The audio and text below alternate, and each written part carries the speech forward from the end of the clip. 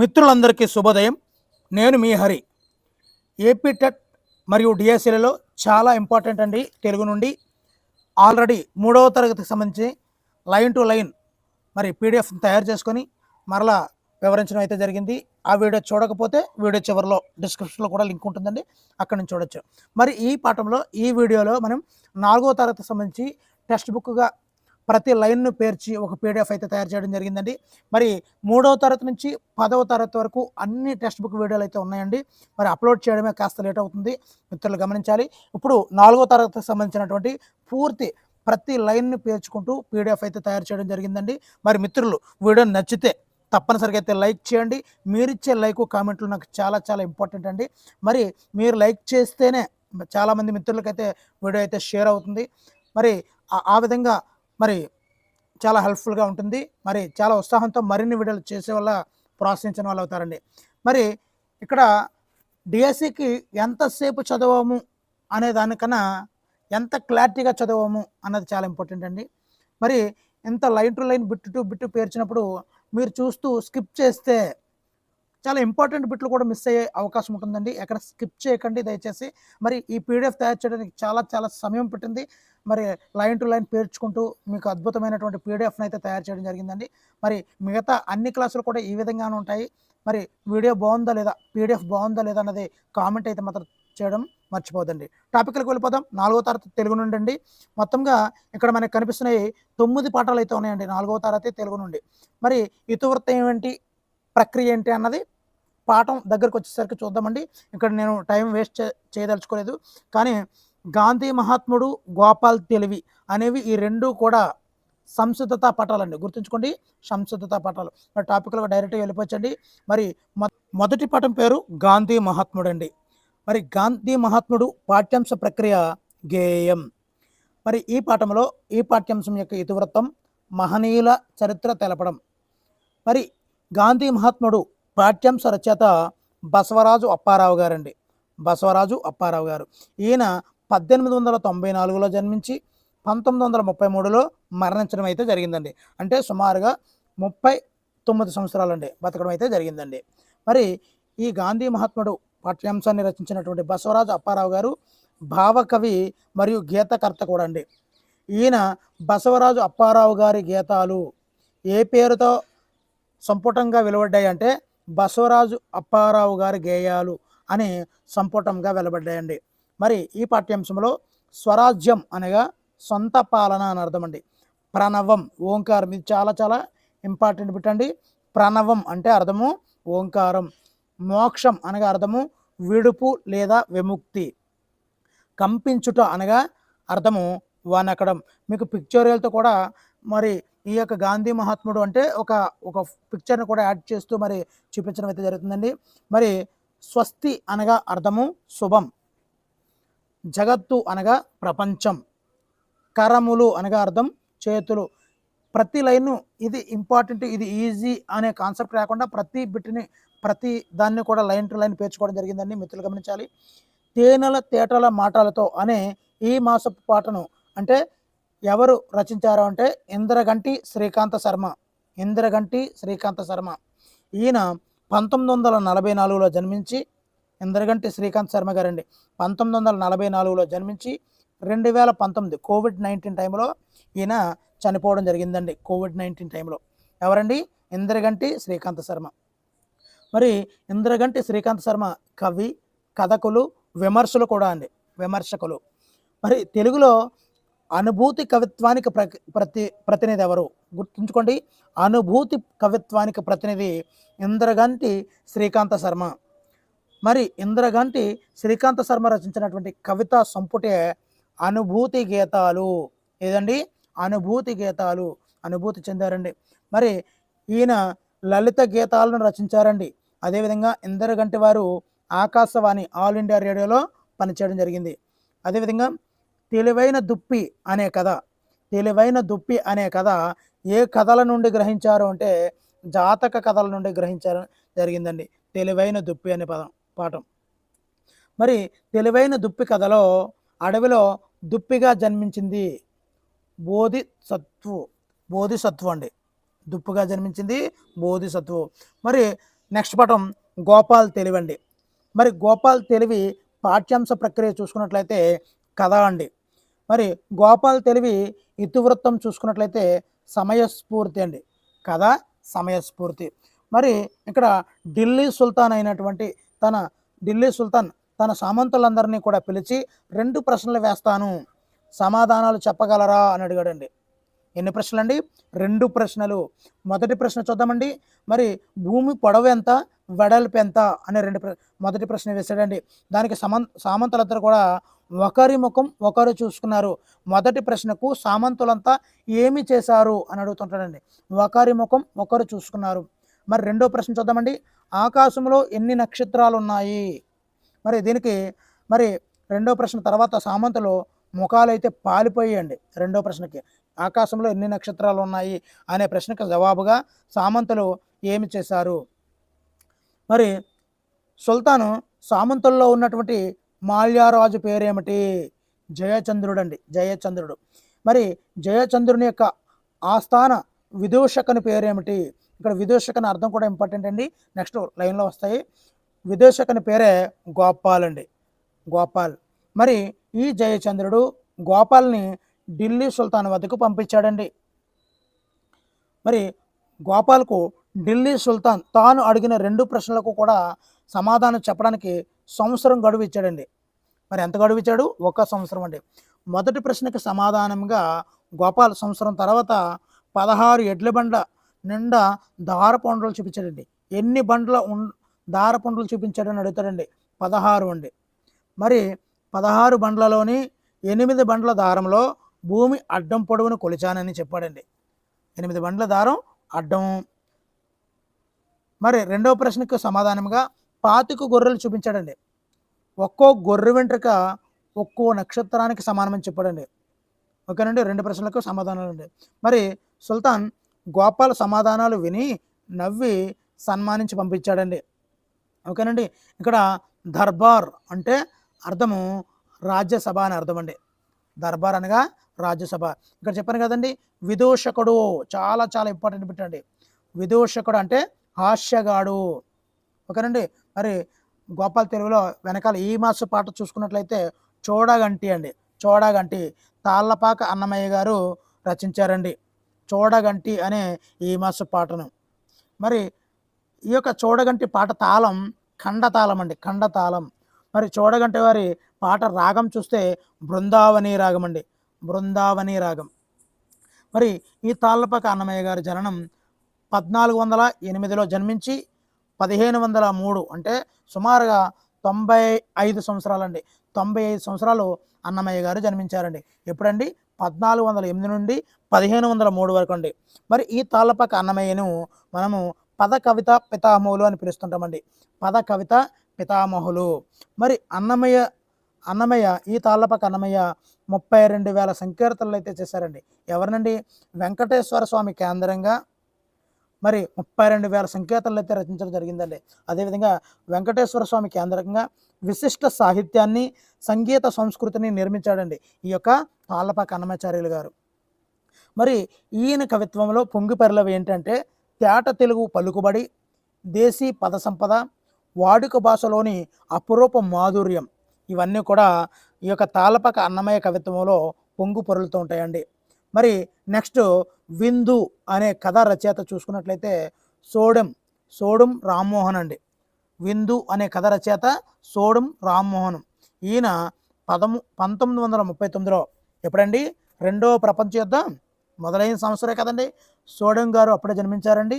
మరి 2008లో మరణించడం అయితే జరిగిందండి. 1939, 2008. మరి సోడం రామ్మోహన్ పత్రికా రచయిత అండి.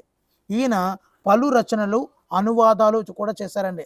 అదేవిధంగా నిఘంటు నిర్మాణం కూడా చేశారండి. నిఘంటు అంటే డిక్షనరీ నిర్మాణం కూడా ఈ సోడం రామ్మోహన్ గారు చేయడం అయితే జరిగిందండి. ఈ సోడం రామ్మోహన్ 2 దశాబ్దాల పాటు ఏ పత్రిక అండి? విశాలాంధ్ర పత్రికలో 1 దశాబ్దం పాటు ఉదయం పత్రికలో పనిచేశారండి. అంటే 2 దశాబ్దాలు విశాలాంధ్రలోను, 1 దశాబ్దం ఉదయం పత్రికలో కూడా పనిచేయడం జరిగిందండి. మరి ఇక్కడ విందు అనే కథలో ఒకరోజు సూర్యుడు, చంద్రుడు, వాయువు విందుకి వెళ్ళారు. ఎవరెవరు వెళ్ళారని అడుగుతుంటాడండి. ఆప్షన్లు మార్చేసి మనల్ని కన్ఫ్యూజ్ చేస్తుంటాడు. ఇక్కడ నక్షత్రాన్ని కూడా యాడ్ చేస్తుంటాడండి. అప్పుడు మనం కన్ఫ్యూజ్ పడకూడదు. మనం ఇక్కడ సూర్యుడు, చంద్రుడు, వాయువు విందుకు వెళ్ళారండి. మరి సూర్యుడు, చంద్రుడు, వాయువు వాళ్ళ తల్లి పేరు నక్షత్రం అండి. నక్షత్రం. మరి నక్షత్రం వెళ్ళలేదు కదండి. మరి విందులో తల్లిని ఒక్కసారి కూడా గుర్తు చేసుకోకుండా వడ్డించిందల్లా కడుపు నిండా మెక్కింది ఎవరు అంటే సూర్యుడు, వాయువు అండి. మరి కడుపే కైలాసంగా భోజనం చేసింది ఎవరు అంటే సూర్యుడు, వాయువు అండి. మరి చంద్రుడు తన ముందించినటువంటి రుచికరమైనటువంటి పదార్థాలలో కొన్ని తల్లి కోసం జాగ్రత్తగా మూట కట్టుకున్నాడండి. మరి అర్ధరాత్రి దాటాక ఇంటికి వెళ్ళినటువంటి పిల్లలను నా కోసం ఏమి తెచ్చారు నాయన అని అమ్మ ఎవరండి నక్షత్రం అయితే అడిగిందండి. ఇందు గురించి అంటే కథలోని ఎవరు ఏమడిగారు అనే బిట్లు కూడా వస్తుంటాయండి, ఖచ్చితంగా వస్తాయండి. అందు గురించే కథను కూడా మీకు బిట్ రూపంలో పరిచయం చేస్తున్నాను. ఓకేనండి. సూర్యుడు అమ్మ నీ కోసం నేనేమీ తేలేదమ్మా, వాళ్ళు పెట్టింది స్నేహితులతో ఆస్వాదించానే తప్ప నువ్వు గుర్తుకు రాలేదమ్మా అని అన్నది ఎవరు అంటే సూర్యుడండి. మరి సూర్యుడి మాటలకు అమ్మ గుండె కలుక్కుమంది. వాయువు అన్నాడు, నేను కూడా నీ కోసం ఏమీ తేలేదమ్మా, నేను సృష్టిగా భోజనం చేయడానికి వెళ్ళాను కానీ నీకోసం ఏదో ఒకటి తేవాలనుకోలేదు అని చెప్పింది ఎవరు అని అడుగుతుంటాడండి వాయువు. మరి వాయువు మాటలకు తల్లి హృదయం మరింత గాయపడిందండి. ఇప్పుడు చంద్రుడు అన్నాడు, అమ్మ నువ్వు ఒక పళ్ళెం తీసుకునిరా, నీకోసం అత్యంత రుచికరమైన పదార్థాలు తెచ్చాను, నేను విందులో ఏ పదార్థం తింటున్నా నువ్వే గుర్తుకొచ్చావమ్మా అన్నాడు చంద్రుడు అండి. నెక్స్ట్ పాఠం పేరు దేశమును ప్రేమించుమన్నా. మరి ఈ పాఠం యొక్క ప్రక్రియ చూసుకున్నట్లయితే గేయం అండి. ఇతివృత్తం చూసుకున్నట్లయితే దేశభక్తి పెంపొందించడము.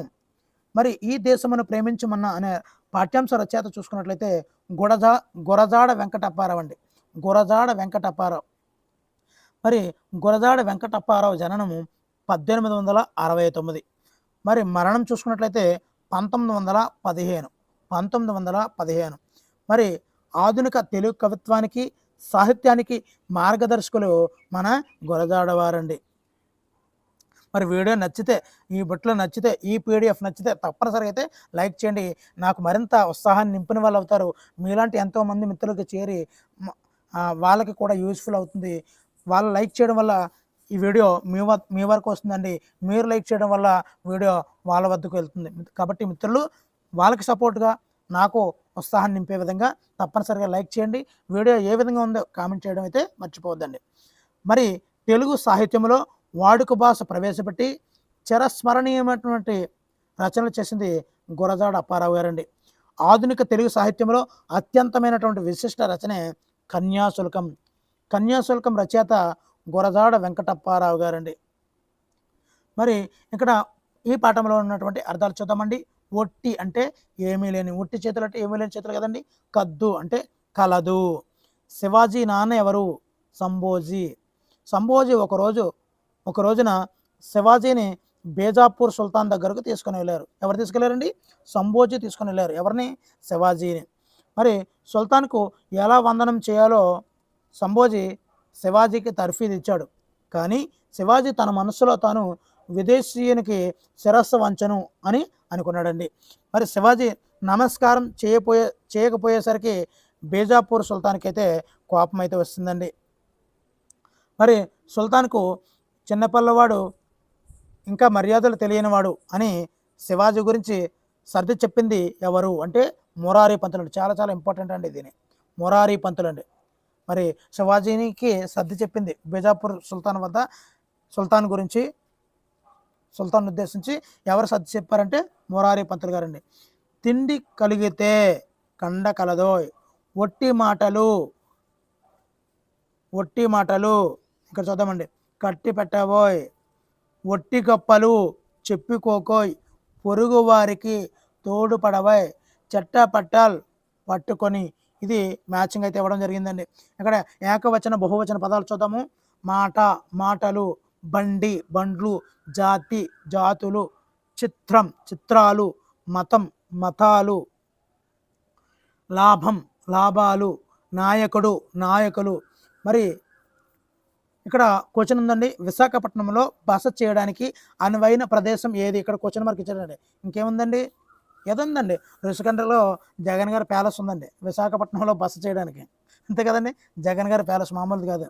మరి ఇందులో క్వశ్చన్ మార్క్ ఉంది కదండి, ఈ గుర్తును ప్రశ్నార్థక చిహ్నం అంటారండి. ఈ క్వశ్చన్ మార్క్ని ప్రశ్నార్థక చిహ్నం అంటారండి.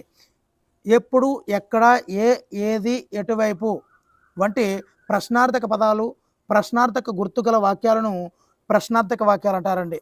మరి ఇక్కడ తెలుగు తల్లి అనే ఈ మాసపు పాటను ఎవరు రచించారంటే పిల్లల మర్రి వెంకట హనుమంతరావు. దేనండి, తెలుగు తల్లి అనే ఈ మాసపు పాటను ఎవరు రచించారు? పిల్ల. ఇక్కడ తెలుగు తల్లి, తెలుగు పిల్ల. ఓకే అండి, పిల్లల మర్రి. నెక్స్ట్ అండి, పిల్లల మర్రి వెంకట హనుమంతరావు జననం 1921 అండి. మరి మరణం 1989.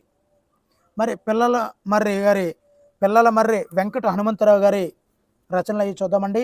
ఈయన సాహిత్య వ్యాసాలు, కథలు, ఏకాంకిలు, ఖండకావ్యాలు రచించారండి. ఈయన ఒక విమర్శకుడు, కవి కూడా అండి. మరి ఈయన యొక్క రచనలు చూసుకున్నట్లయితే సాహిత్య సంపద అనే రచన చేశారండి.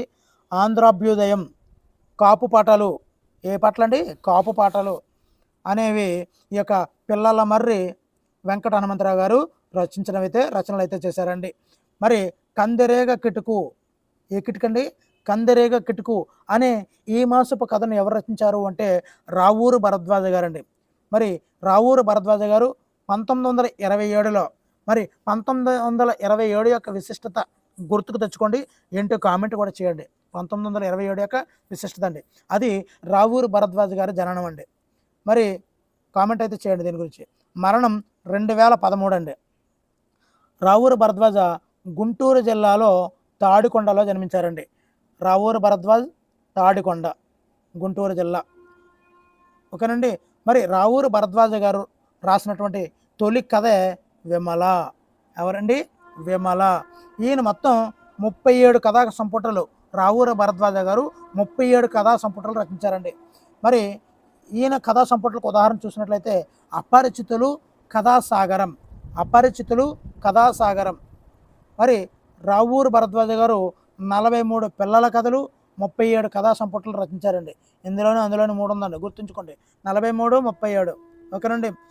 మరి రావూరు భరద్వాజ రచించినటువంటి పిల్లల కథలకు ఉదాహరణే ఉడతమ్మ ఉపదేశం, కీలుగుర్రం. ఉడతమ్మ ఉపదేశం, కీలుగుర్రం, ఈ రెండు కూడా పిల్లల కథలు ఎవరు రచించారు అంటే రావూరు భరద్వాజ గారండి.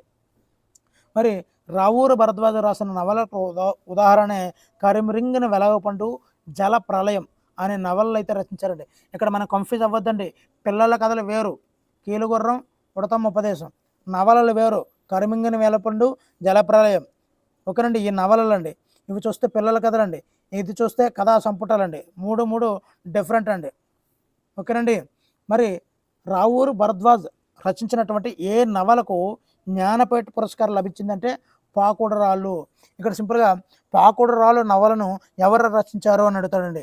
రాళ్ళు రావూరి. ఓకేనండి, రావూరు భరద్వాజ గారు పాకుడు రాళ్ళను రచించారండి. దీనికి ఏ అవార్డు వచ్చిందండి?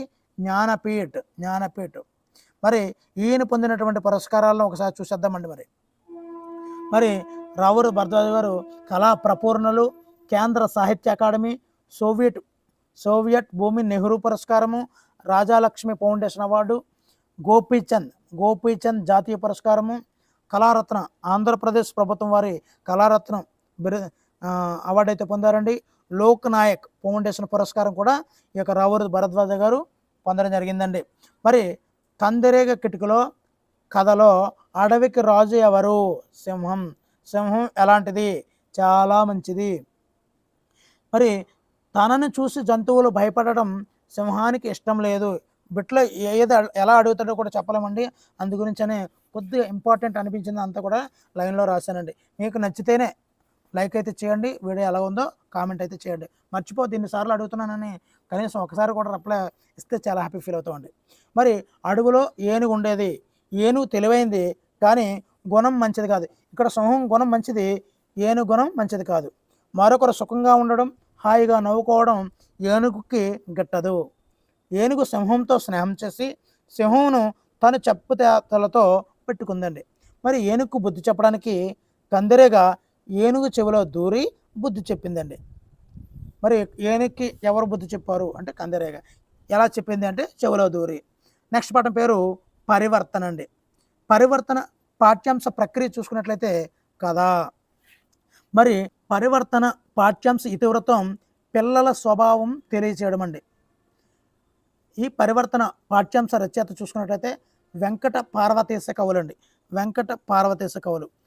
ఈ వెంకట పార్వతీశ కవులు అన్న వాళ్ళు ఇద్దరు ఉన్నారండి. వాళ్ళు ఎవరంటే ఒకటోది బాలాంతరపు వెంకటరావు, రెండోది ఓలేటి పార్వతీశ. ఇద్దరు కవులండి. వెంకట పార్వతీశ కవులు అంటే ఇద్దరు. ఒకటి బాలాంతరపు వెంకటరావు, రెండోది ఓలేటి పార్వతీశం అండి. మరి ఈ బాలాంతరపు వెంకటరావు జననం 1882, 1955 అండి. 55. మరి ఈ యొక్క బాలాంతరపు వెంకటరావు గారి తల్లిదండ్రులు సూరమ్మ వెంకట నరసింహం. సూరమ్మ వెంకట నరసింహం. ఈయన మల్లాము, తూర్పుగోదావరి జిల్లాలో మల్లాములో జన్మించారండి. మరి రెండవ రచయిత ఓలేటి పార్వతీశం. ఈయన 1880 నుండి 1970 అంటే 90 సంవత్సరాలు బతకడం అయితే జరిగిందండి. మరి ఓలేటి పార్వతీశం తల్లిదండ్రులు వెంకమ్మ, అచ్యుతరామయ్య ఇద్దరండి. మరి ఓలేటి పార్వతీశం కూడా తూర్పుగోదావరి జిల్లాలో పిఠాపురంలో జన్మించారండి. మరి ఇందాక చెప్పుకున్నటువంటి ఈయన మల్లాములో జన్మించారు. ఈయన పిఠాపురంలో జన్మించారండి. మరి పరివర్తన పాఠ్యాంశంలో అబ్బాయి పేరు ఎవరంటే పేరు రాము అండి. రాముకి ఆటలంటే ఇష్టం, బద్ధకం ఎక్కువ, చదువు అంటే శ్రద్ధ తక్కువ. బాబు రాము, చుట్టుపక్కల పిల్లలు అందరూ బడికి వెళుతున్నారు, నువ్వు కూడా త్వరగా తయారయ్యి బడికి వెళ్ళు అని అన్నది ఎవరు అంటే రాము వాళ్ళ అమ్మ అన్నదండి. ఇలాంటివి ఇస్తారని ఈ యొక్క పాఠంలో బిట్లు కూడా ఇవ్వడం జరిగిందండి. రాము బడికి వెళ్లకుండా ఎక్కడికి వెళ్ళాడు? మామిడి తోటలోకి వెళ్ళాడండి. రాము మొదట ఎవరిని ఆడుకుందామా అని అడిగాడు అంటే కాకినండి. అప్పుడు కాకి ఏమన్నది, రానున్నది వానాకాలం, నాకు గూడు లేదు, పుల్లలు తెచ్చుకొని గూడు కట్టుకుంటున్నాను అని కాకి అయితే ఎగిరిపోయిందండి. గూడు కట్టుకోవాలి అని రాముకి సమాధానం చెప్పింది ఎవరు అని అడుగుతారండి కాకి. మరి కాకి తర్వాత రాము తేనెటీగలను ఆడుకుందామని అడిగాడు. ఫస్ట్ కాకి, రెండోది తేనెటీగండి. మరి నాకు అంత తీరిక లేదు బాబు, పూల నుండి తేనెను సేకరిస్తున్నాను, పూలు తొందరగా వాడిపోతాయి, నాకు చాలా పని ఉంది అని చెప్పింది తేనెటీగ. తేనెటీగ తర్వాత రాము చీమల దగ్గరకు వెళ్ళి ఆడుకుందామా అని అడిగాడు. బాబు, ఇది నేను గింజలు ఏరుకునే కాలం, సేకరించుకునే కాలం, గింజలు సేకరించుకోకపోతే వానాకాలంలో ఏమి తింటాము? ఇప్పుడు కష్టపడి గింజలు సేకరించుకుంటే అప్పుడు సుఖంగా ఉండవచ్చు అని చెప్పింది చీమండి. మొదట కాకి, రెండవది తేనెటీగ, మూడవది చీమ. మరి రాములో కూడా పరివర్తన అంటే మార్పు వచ్చి బడికి వెళ్ళిపోయాడు. ఇక్కడ అర్థాలు చూద్దామండి. పరివర్తన అంటే మార్పు, చిందర వద్దర అంటే క్రమ పద్ధతిలో లేకపోవడం, ఆహ్లాదం సంతోషం, చిన్నబుచ్చుకొను అంటే నిరాశపడు. మరి కాకు మాటలు విన్న రాము చిన్నబుచ్చుకున్నాడు. తేనెటీగల మాట విని రాము దిగులు పడ్డాడు. గుర్తుంచుకోండి, తేనెటీగల మాటలు విని రాము దిగులు పడ్డాడు. కాకి మాటలకి చిన్నబుచ్చుకున్నాడు, తేనెటీగలకి దిగులు పడ్డాడు. ఓకేనండి. గలగల గలగల సెలయేరు, చకచక నడవడం, పకపక నవ్వడం, వలవల ఏడవడం, టపటప వాన చినుకులు, ఇదండి. మరి ఇక్కడ వేరుగా ఉన్నదాన్ని ఇక్కడ గీతకి ఏమంటాడండి ఒకసారి చూసుకోండి. నెక్స్ట్ పడవ నడపబోయి అనే ఈ మాసపు పాట ఎవరు రచించారంటే వింజమూరి. పడవ నడపబోయి అనే పాట ఈ మాసపు పాటను ఎవరు రచించారు అంటే వింజమూరి శివరామరావు. ఈయన 1908లో జన్మించి 1982లో మరణించడం జరిగిందండి. ఈయన కూడా తూర్పుగోదావరి జిల్లాలో పిఠాపురం దగ్గరేనండి. ఇందాక చెప్పుకున్న ఇద్దరు కవులు కూడా తూర్పుగోదావరి జిల్లాలో పిఠాపురం దగ్గర ఒకలండి, ఓలేటి అయినండి. ఈయన చంద్రపాలెం గ్రామంలో జన్మించారండి. తర్వాత వింజమూరి శివరామరావు కవి, రచయిత, ఆకాశవాణి కళాకారులు. మరి వింజమూరి శివరామరావు గారి రచనలు చూసుకున్నట్లయితే గోర్కీ కథలు, కల్పవల్లి, వింజమూరి శివరామారావు గారి కథలు, గోర్కీ కథలు, కల్పవల్లి. ఓకేనండి. ఈయన యొక్క ఖండకావ్య సంపుటి చూద్దామండి. ఖండకావ్య సంపుటి గోర్కీ కథలు, కల్పవల్లి. మరి ఉపాయం అనే కథ మహాభారతం అనే ఇతిహాసం నుండి గ్రహించబడింది. కౌరవులు పాండవులు ఏ వంశానికి చెందినవారు అంటే భరత వంశానికి చెందినవారు. కౌరవులు పాండవులు బంతి ఆట ఆడుతున్నప్పుడు భీముడు బంతిని తంతే బంతి వెళ్ళి బావిలో పడింది. దారిలో వెళుతున్న ద్రోణాచార్యుడు బాణాల సాయంతో బంతిని తీశారు. ద్రోణాచార్యుని ఉద్దేశించి, మీ వంటి గొప్పవారు మా చిరంజీవులకు తారసపడటం మా పూర్వజన్మ సుకృతం. ఈ పిల్లలు మా మనుమలు, వీరిని మీ శిష్యులుగా స్వీకరించి విలువిద్య నేర్పండి అన్నది ఎవరు అంటే భీష్ముడు. ద్రోణుడు అంగీకరించగానే పరుగును వచ్చి ద్రోణుడికి పాదాభివందనం చేసింది ఎవరు అంటే అర్జునుడు అండి. అర్జునుడు. నెక్స్ట్ పటం సత్యమహిమ. ఈ సత్యమహిమ పాఠ్యాంశ ప్రక్రియ చూసుకున్నట్లయితే గేయ కథ. ఇతివృత్తం చూసుకున్నట్లయితే నైతిక విలువలు పెంపొందించడము సత్యమహిమ అండి. రచయిత అవధాని రమేష్ అండి. ఎవరండి? అవధాని రమేష్. మరి అవధాని రమేష్ యొక్క శతాబ్దం చూసుకున్నట్లయితే 20వ శతాబ్దం అండి. ఈ యొక్క సత్యమహిమ అనే కథ ఎచ్చటి నుండి గ్రహించబడిందంటే గుజ్జనగూళ్ళ నుండి రచించబడిందండి. ఈ గుజ్జనగూళ్ళు అనున్నది ఎవరి రచన అంటే అవధాని రమేష్. అవధాని రమేష్. మరి అవధాని రమేష్ ఆంధ్ర రాష్ట్రంలోని కర్నూలు జిల్లా ఆవుకు అగ్రహారంలో జన్మించారు. కర్నూలు జిల్లాలో ఆవకు అగ్రహారంలో జన్మించారు. మరి అవధాని రమేష్ యొక్క తల్లిదండ్రులు చూసినట్లయితే సావిత్రమ్మ, సుబ్రహ్మణ్య శాస్త్రి. మరి అవధాని రమేష్ గారి రచనలు చూసుకున్నట్లయితే కాసుల పేరు, ప్రతీకారం, 3 మంచి కథలు, ఇవన్నీ కూడా అవధాని రమేష్ గారి రచనలు అండి. ఏంటంటండి? కాసుల పేరు, ప్రతీకారం, 3 మంచి కథలు. ఓకేనండి. మరి ఈ యొక్క సత్యమహిమలో మహిమ అంటే గొప్పదనము, అకలంక అంటే మచ్చలేని, చెడ్డగుణాలు లేనట్టి, చరితుండు అంటే చరిత్ర కలవాడు, సత్యవ్రతుండు అంటే సత్యమును మాత్రమే మాట్లాడేవాడు సత్యవ్రతుండు, నిత్యంబు అంటే ఎల్లప్పుడూ, గతి అంటే జీవితం నడిచే విధానము, తెన్నులు చూసి అంటే ఎదురు చూసి మోము ఆమకము, తత్తరం అంటే గాబరా, తత్తర పడ్డాడు అంటే గాబరా పడ్డాడు, ఆర్తి అంటే ముఖం, కసి అంటే చూసి కని అంటే చూసి, దీనత అంటే దారిద్ర్యం, మిరుముట్లు అంటే మెరుగులు, తిలకించి చూసి, మది మనస్సు, మొగంబు ముఖం, మిసిమి, ఇది ఇంపార్టెంట్ అండి, మిసిమి నూతన కాంతి, వన్నె అందం రంగు, చెన్ను అందం. ఇక్కడ అర్థాలు చూద్దామండి, మరిన్ని ఉన్నాయి.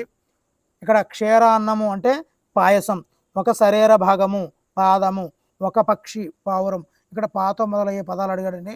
టెక్స్ట్ బుక్లో ప్రతి లైన్ను కూడా చేయడం జరిగింది, మిత్రులు ఏమనుకోకూడదు. మరి పుణ్యము కానిది పాపము, రాయి అంటే ఇక్కడ అర్థం చూడండి, పాషాణము. రాయి అంటే పాషాణము. నీ మనసు పాషాణం అయ్యిందా అంటే నీ మనసు ఏమైనా రాయి అయ్యిందా అంటాం కదా, పాషాణం అంటే రాయి. ఒక్క భాగము అంటే పార్శ్యము, బెల్లముతో చేసేది పాయసం. ఇక్కడ క్రియాపదాలు చూద్దామండి. పనులు జరగడాన్ని తెలియజేయే పదాలను క్రియాపదాలు అంటామండి. వెళ్ళారు, కోసారు, తెచ్చారు, ఇచ్చారు, ఇవన్నీ కూడా క్రియాపదాలే. ఓకేనండి. ఇక్కడ క్రియాపదాలు చూద్దామండి. మా నాన్న బొమ్మలు కొన్నాడు, రాసింది, చేసింది, గీసాడు, ఆడారు, పాడాడు, ఇవన్నీ కూడా మరి క్రియాపదాలేనండి. ఓకేనండి. మరి కన్నడ గేయం అని ఇవ్వబడిన ఈ మాసం గేయం ఎచ్చట నుండి గ్రహింపబడిందంటే ఎన్సీఆర్టీ పాఠ్యపుస్తకం నుండి. మరి ఏ కాలుది నేరం అని ఇవ్వబడినటువంటి ఈ మాసపు కథ ఎచ్చట నుండి గ్రహించారు అంటే మర్యాద రామన్న కథల నుండి. ఏ కాలుది నేరం అనే మాసపు కథ మర్యాద రామన్న కథల నుండి.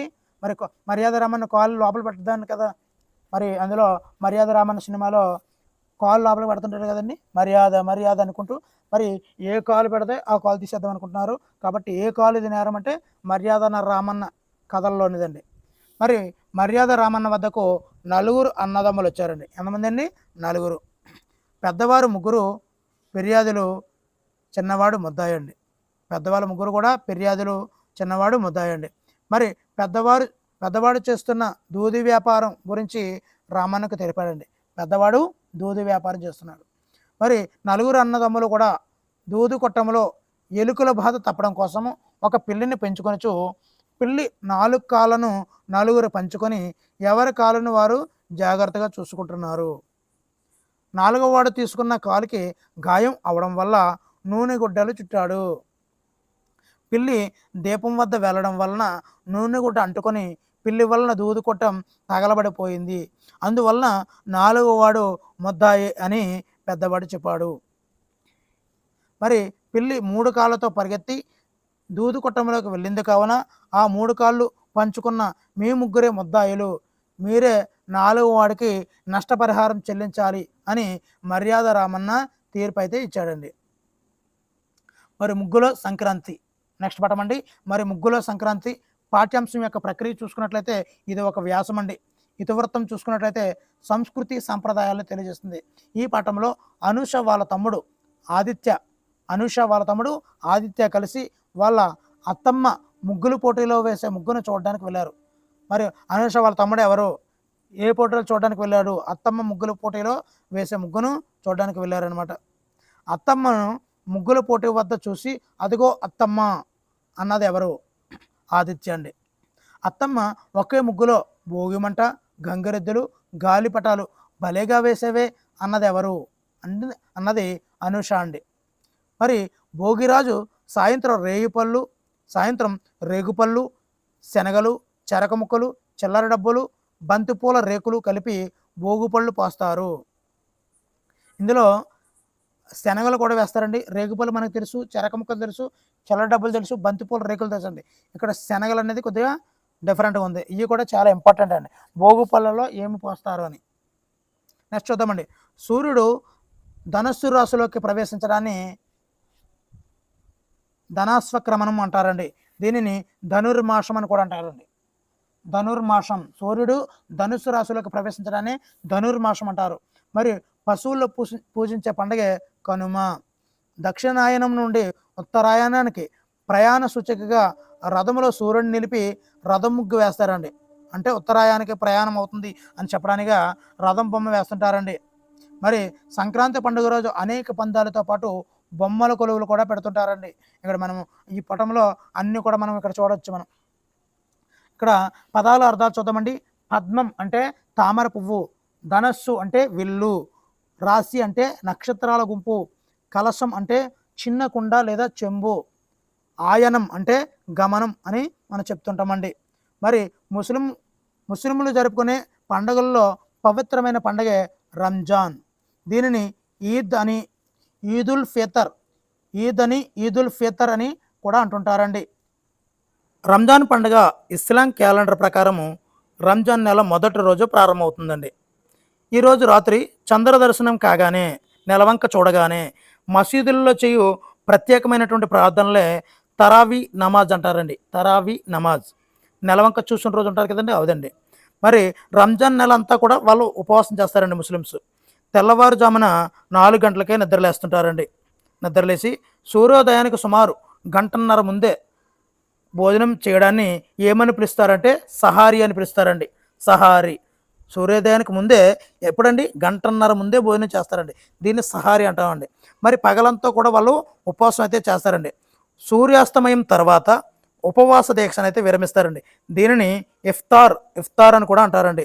మరి ముస్లింలు సంవత్సరానికి ఒకసారి వారి ఆదాయం, సంపదపై ఒక లెక్క ప్రకారము పేదలకు చేయు దాన ధర్మాలను ఏమంటారు అంటే జకాత్ అంటారండి. అంటే వాళ్ళు సంవత్సరానికి అంతా చూసుకొని వాళ్ళు వడ్డీ కూడా తినరు అంటుంటారండి. వాళ్ళు దాని మీద వాళ్ళు ఆ సంవత్సరంలో వచ్చినట్టు రాబడి మీద వాళ్ళ ఆదాయం మీద లెక్క వేసుకొని పేదలకి ఆ రోజు మాత్రం దాన ధర్మాలు అయితే చేస్తుంటారండి, భోజనాలు పెడుతుంటారు, ఈ విధంగా అండి. మరి రంజాన్ నెల చివరిలో చంద్ర దర్శనంతో షవ్వాల్, ఏ నెల అండి? షవ్వాల్ నెల. ఈ యొక్క రంజాన్ నెల అయిపోయిన తర్వాత షవ్వాల్ నెల ప్రారంభమవుతుందండి. మరి తర్వాత రోజున పెద్ద ఎత్తున ఈద్ పండుగ అయితే జరుపుకుంటుంటారండి. ఈద్ పండుగ, ఈద్ గాహకి వెళ్ళి సామూహిక ప్రార్థనలు అయితే చేస్తుంటారండి. నెక్స్ట్ ఇంటిల్ల 10 ఆ రోజు ఉదయం సేమియా పాయసం అయితే సేవిస్తారండి. ఇక్కడ ఆ పాఠంలో ఉన్నటువంటి తమాషా పదాలను చూద్దామండి. మట్టి అనగా అర్థము మన్ను, మట్టి మనుషులు అర్థం అనగా అర్థము శ్రామికులు, శ్రమజీవులు. మట్టిలో కలిసిపోవడం అంటే మరణించడం, మట్టి పాలైన అంటే వృధా అయినటువంటి, మన్ను తిన్న పాములాగా అంటే కదలకుండా మెదలకుండా ఉంటారు కదండి, ఎందుకు అలా మన్ను తిన్న పాములా ఉన్నావు అని అంటుంటారండి. మరి నోట్లో మట్టి కొట్టడం అంటే అన్యాయం చేయడం అని అర్థమండి. మరి తల అనగా అర్థము శిరస్సు లేదా శరము, తలవంపులు అనగా అర్థము పేరు పోగొట్టడం, తలసరి అంటే ఒక్కొక్కరి, తల పండిన అంటే అర్థం అనుభవం కలిగినటువంటి, తలలో నాలుక అనగా అర్థము అందరికీ గుర్తుండడం, తలదోర్చడము అంటే సంబంధం లేని విషయాలలో కలుగ చేసుకోవడమే తలదోర్చడం. ఇక్కడ విశేషణాలు చూద్దామండి. ఒక వాక్యములో నామవాచకం, రంగు, రుచి, స్థితి మొదలైనటువంటి గుణాలను తెలిపే పదాలనే విశేషణాలు అంటామండి. వాక్యములో విశేషణం సాధారణంగా నామవాచకానికి ముందు వస్తుందండి. నామవాచకానికి ముందు వచ్చేది విశేషణం. నామవాచకం గుణాలు తెలిపే పదాలనే మనము విశేషణాలు అంటారండి. 26 అందమైన, పచ్చని, తీయని, కమ్మని ఇటువంటి అన్నీ కూడా మనము విశేషణాలు అని కూడా మనం చెప్పుకోవచ్చండి. మరి క్రింది పదాలలో విశేషణ పదాలు చూద్దామండి ఒకసారి. ఏనుగు పెద్ద జంతువు, నిమ్మకాయకు పుల్లని రుచి ఉంది, పుస్తకానికి అందమైన అట్ట వేశారు. ఇవన్నీ కూడా ఇక్కడ మనం గీత పెట్టినవన్నీ కూడా విశేషణ పదాలండి. పచ్చని గోరింటాకు ఎర్రగా పండుతుంది, కాచిన పాలు తాగాలి. ఇక్కడ నామవాచకానికి ముందు వస్తుందండి విశేషణం అనేది. నెక్స్ట్ గొబ్బిళ్ళ పాట అనే ఈ మాసపు పాట ఎవరి నుండి గ్రహించబడింది అంటే సంప్రదాయ జానపద గేయాల నుండి అండి. ఎక్కడి నుండి అండి? సంప్రదాయ జానపద గేయాల నుండి అండి. గొబ్బియ్యలు గొబ్బియ్యలు అనే పాట ఉంటుంది కదండి, ఇది ఒక జానపద గేయం అండి. మరి నకిలీ కన్ను, ఇకనండి నకలీ కన్ను అనే ఈ మాసపు కథ ఎచ్చటి నుండి గ్రహించారు అంటే నసీరుద్దీన్ కథల నుండి అండి. నకిలీ కన్ను నసీరుద్దీన్ కథల నుండి అండి. మరి ధనికుడి లోభం దరిద్రుడి దానం అన్నది ఏమిటి అంటే సామెత అండి. చాలా చాలా ఇంపార్టెంట్ అండి. ధనికుడి లోభం దరిద్రుడి దానం అనున్నది ఒక సామెత అండి. మౌల్వి నజీరుద్దీన్ ఒక ధనికుడిని కలిశాడండి. ఆ ధనికుడు ఒక లోబి అంటే పిసినారి అని అర్థం. ఈ ధనికుడి కళ్ళలో ఒకటి నకిలీదండి. నజీరుద్దీన్ ధనికుడితో ఇలా అన్నాడు, నా కళ్ళలో ఏది నకిలీ కన్ను కనుక్కుంటే చందా ఇస్తాను అన్నాడండి. మౌల్వి ఎడమ కన్ను నకిలీదని చెప్పాడండి. నజీరుద్దీన్ ఎలా చెప్పవని అడిగితే, మీ అసలు కన్నుకు దయ, జాలి, కరుణ ఉండవు కదా, అందుకే అది రాయిలా కనిపించింది, ఎడమ కంట్లో కొంచెం దయ, ప్రేమ కనిపించాయి అని చెప్పాడండి తెలివిగా. నెక్స్ట్ పద్యరత్నాలు పాఠ్యాంశం యొక్క ప్రక్రియ చూసుకున్నట్లయితే పద్యం అండి. ఇతివృత్తం చూసుకున్నట్లయితే నైతిక విలువలను పెంపొందించడం అండి. ధనము కూడబెట్టి దానంబు చేయక అనే పద్యాన్ని ఎవరు రచించారు అంటే వేమనండి. మరి వేమన శతకం రచయితన వేమనండి. పుత్రోత్సాహం తండ్రికి పుట్టినప్పుడు ఆ పద్యాన్ని రచించింది బద్దెన. సుమతి శతకాన్ని రచయిత బద్దెన. పరుల కొరకు నదులు ప్రవహించు అనే ఈ యొక్క ఏ శతకము నుండి గ్రహించారు అంటే ఈ పద్యాన్ని తెలుగు బాల శతకము. చాలా చాలా ఇంపార్టెంట్ అండి తెలుగు బాల శతకము. ఈ తెలుగు బాల శతకాన్ని రచించిన వారు జంధ్యాల పాపయ్య శాస్త్రి.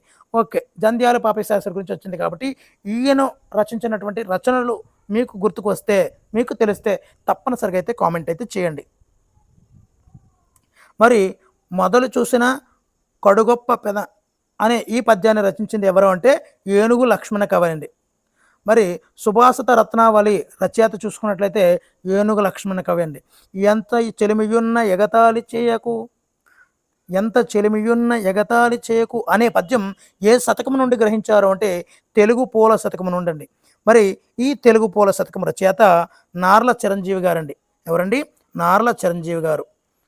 మరి మతములెన్నియున్న మానవత్వం ఒకటే అనే ఈ పద్యాన్ని ఎవరు రచించారు అంటే నార్ల వెంకటేశ్వరరావు గారండి. బ్రతకవచ్చుగాక బహుబంధనములైన అనే పద్యమును ఎవరు రచించారు?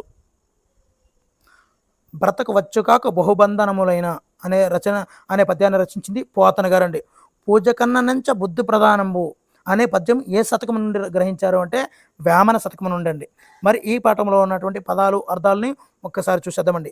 లెస్స అంటే మిక్కిలి ఎక్కువగా, తెరువరి అంటే బాటసారి, పుత్రోత్సాహము అంటే కొడుకు పుట్టిన సంతోషము, జనులు అంటే ప్రజలు, కనుగొని అంటే గుర్తించి, పరులు అంటే ఇతరులు, పరహితము అంటే ఇతరులకు మేలు, పరమార్థము అంటే నిజమైనటువంటి ప్రయోజనము, నిగ్రహించి అంటే ఎదిరించి, కురచ అంటే పొట్టి, ఆది అంటే మొదలు, తనరు అంటే వద్దులు, దినపూర్వ అంటే ఉదయకాలాన్ని మనము దినపూర్వం అంటామండి. ఛాయ అంటే నీడ, కుజన అంటే చెడ్డవారు, సజ్జనులు అంటే మంచివారు. ఇక్కడ కుజన అంటే చెడ్డవారు, సజ్జనులు అంటే మంచివారు. మైత్రి స్నేహం, చెలిమి స్నేహం, సరసం అంటే ఇష్టం. ఇక్కడ సరసం అంటే ఇష్టం అండి, విరసం అంటే అయిష్టం అండి. బంధనములు అంటే కట్టుబాట్లలో కట్లు అండి.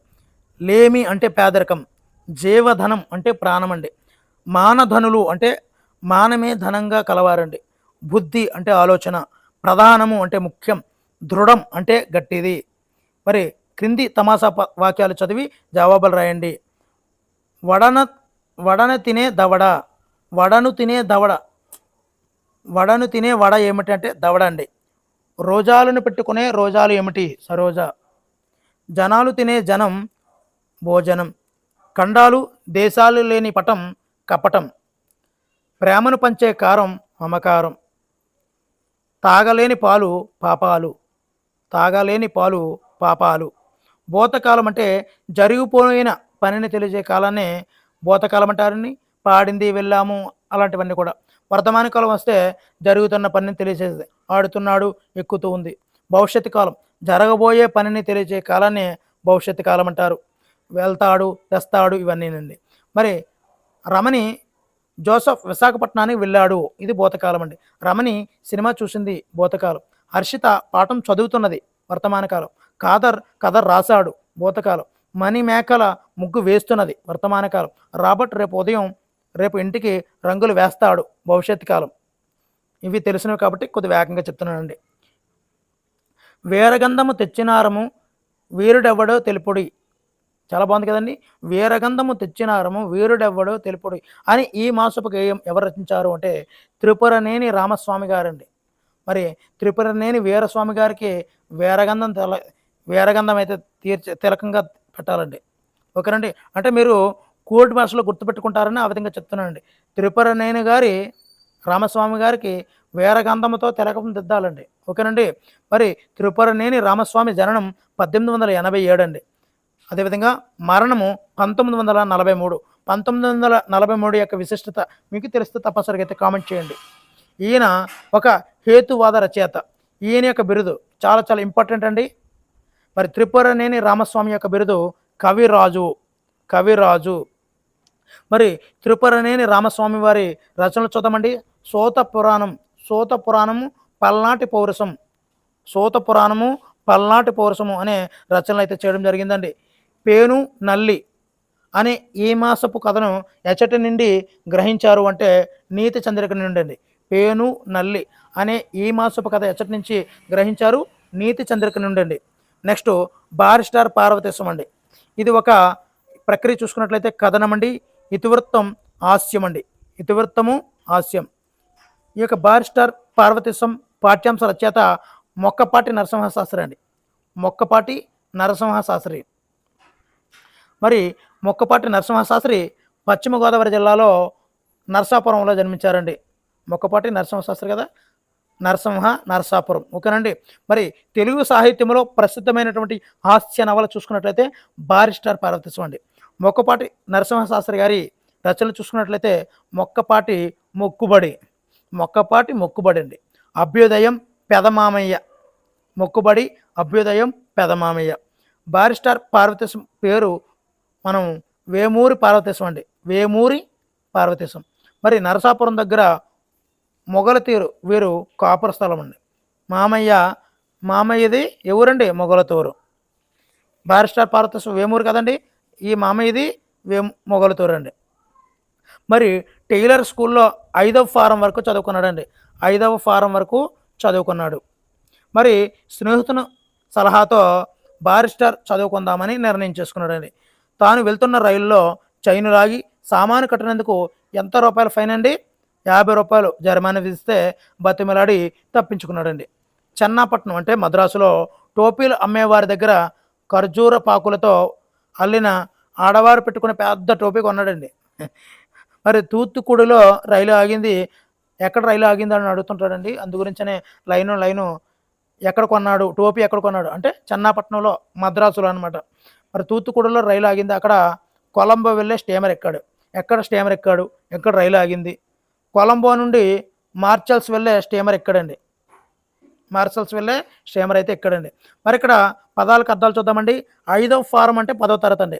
5వ ఫారం అంటే 10వ తరగతి. హితోపదేశం అంటే మేలు చేసే మాట. బారిస్టర్ అంటే ఇంగ్లాండ్లో న్యాయశాస్త్రం చదువుకున్న వారిని బారిస్టర్ అంటారండి. దంతధావనం అంటే పళ్ళు తోముకోవడం. కచ్చికలు అంటే కాల్చిన పిడకలు.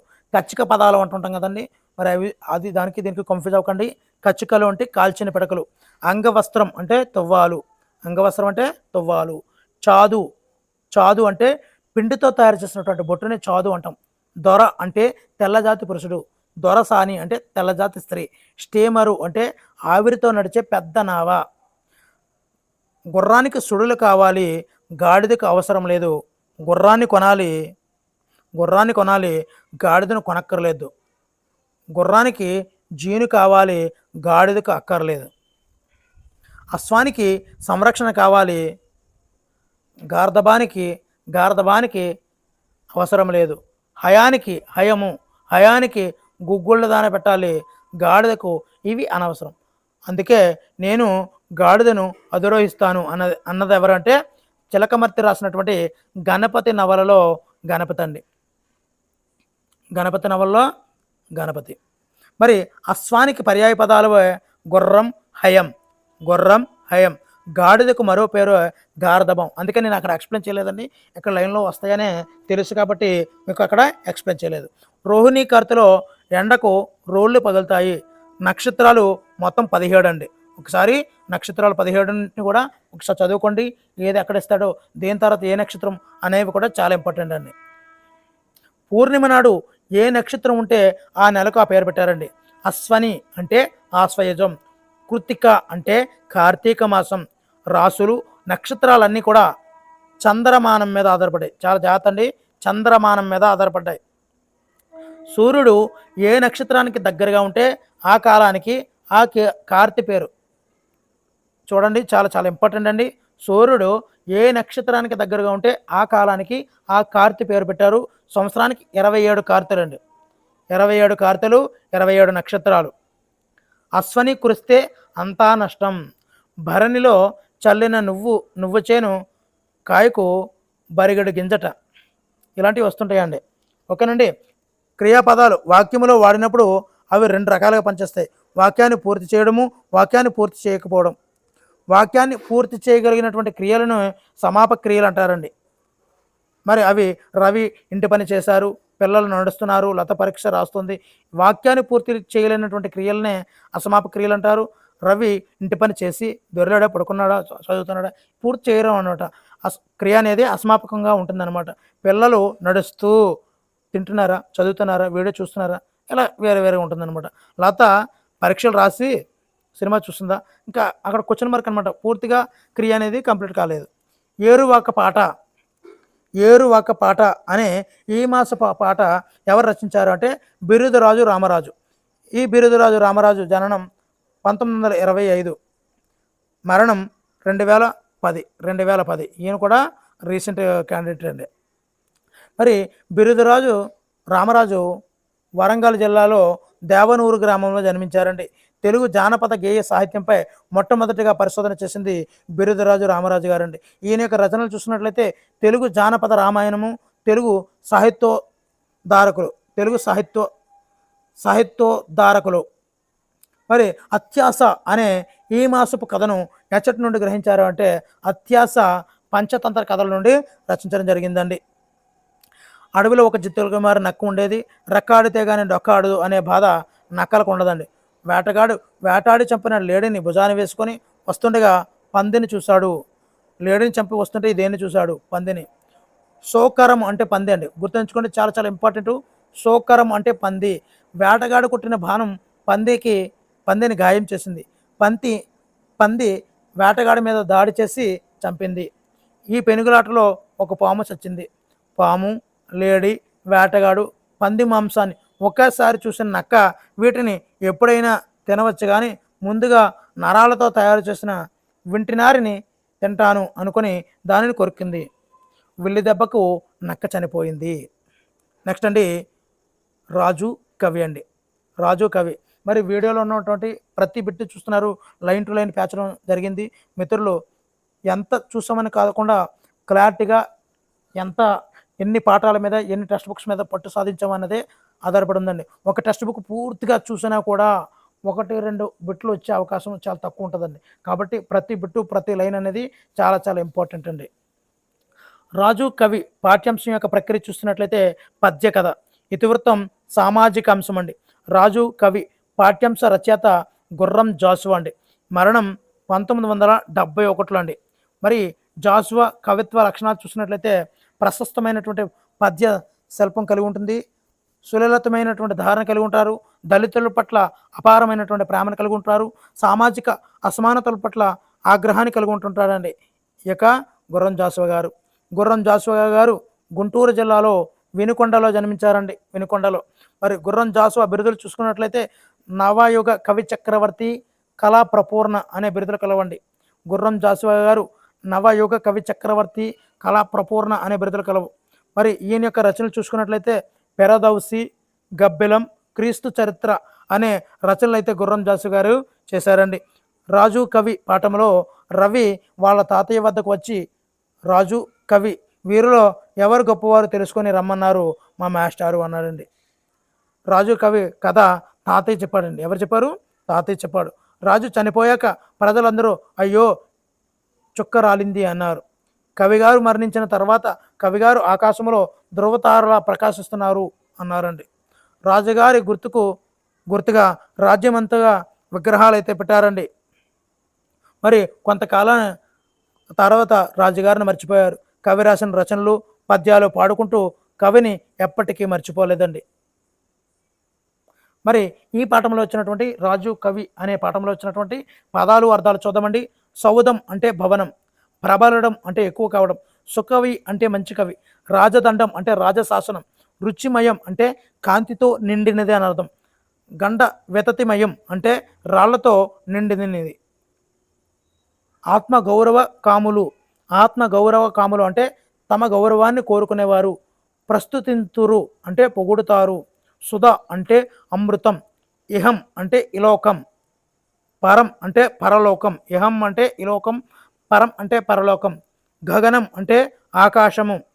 గజనీ మహమ్మద్ ఆస్థానంలో ఉన్నటువంటి మహాకవి ఎవరు? పెరదౌసి. పెరదౌసిని పిలిచి గజనీ మహమ్మద్ తన విజయ యాత్రలను గ్రంథంగా రచిస్తే పద్యానికి ఒక బంగారు నాణ్యం ఇస్తానన్నాడు. ఎవరెవరినండి? గజనీ మహమ్మద్ పెరదౌసినండి. మరి 30 సంవత్సరాలు పెరదౌసి శ్రమించి రాజుగారి గురించి రచించినటువంటి గ్రంథమే షానామా. ఏ గ్రంథం అండి? షానామా. ఎన్ని సంవత్సరాలు శ్రమించారండి? 30 సంవత్సరాలు. షానామాలో గల పద్యాల సంఖ్య 60,000. అంటే 60,000 బంగారు నాణాల కోసం ఈయన చాలా ఇదే అండి. మరి రాజుగారు బంగారు నాణాల బదులు వెండి నాణాలు ఇచ్చాడు. అప్పుడు కవి రాజుగారిని నిందిస్తూ పద్యాలు రాశారండి. రాజు తప్పు గ్రహించి బంగారు నాణాలు పంపాడండి. ఇక్కడ రాజుగారిని అప్పటిదాకా కీర్తించినటువంటి ఈయన వెంటనే నిందిస్తూ పద్యాలు అయితే రాశారండి. వెంటనే రాజు తన తప్పులు తెలుసుకొని బంగారు నాణాలను అయితే పంపించడం జరిగిందండి. ఇక్కడ రాసే సాధనం లం చివర వచ్చే పదాలండి. కలం, నీరు, జలం, నాగలి, హలం, రంధ్రం, బిలం, సమయం, కాలం, శక్తి, బలం. క్రింది పదాలకు పర్యాయ పదాలండి. ఇల్లు అంటే నివాసం, గృహం. ధనం అంటే డబ్బు, విత్తము. ప్రపంచం అంటే జగత్తు, విశ్వము. తార నక్షత్రం, చుక్క. కత్తి ఖడ్గం కరవాలం. నెక్స్ట్ అండి, వెయ్యేళ్ళ కవనోయ్ అనే ఈ మాసపు పాట ఎవరు రచించారంటే అడవి బాపిరాజు గారండి. ఈ అడవి బాపిరాజు జననం 1887లో, మరణం 1943లో. మరి అడవి బాపిరాజు కవి, నవలాకారుడు, కథకుడు, చిత్రకారుడు. ఈయన రచించినటువంటి రచనలు చూద్దామండి. నారాయణరావు, అడవి బాపిరాజు రచనలు నారాయణరావు, హిమబిందు, గోన గన్నారెడ్డి, శశికళ, గంగిరెద్దు ఇవన్నీ కూడా అడవి బాపిరాజు గారి రచనలు. నెక్స్ట్ అండి, దెబ్బకు దెబ్బ అనే ఈ మాసపు కథను ఎచ్చటి నుండి గ్రహించారు అంటే నీతి కథల నుండి. ఒక రైతు కట్టెలు కొట్టుకొని జీవించేవాడు. ఒక వ్యాపారి రైతు వద్ద కట్టెల బండి 20 రూపాయలకు కొని కట్టెలతో పాటు బండి కూడా లాక్కున్నాడు. రైతు వాళ్ళ కూతురు వ్యాపారి వద్దకు ఎండు కట్టెల మోపు తీసుకుని వెళ్ళింది. ఎండు కట్టెల మోపు 2 గుప్పెళ్ళ బియ్యంకు వ్యాపారికి అమ్మింది. 2 గుప్పెళ్ళ బియ్యంకు వ్యాపారి అమ్మింది. బియ్యంతో పాటు గుప్పిళ్ళు కూడా కోసి ఇవ్వాలి అని అడిగి వ్యాపారికి బుద్ధి చెప్పింది. ఓకేనండి, వీడియో నచ్చితే తప్పనిసరిగా అయితే లైక్ చేయండి. Thank you for watching. Me Hari signing out.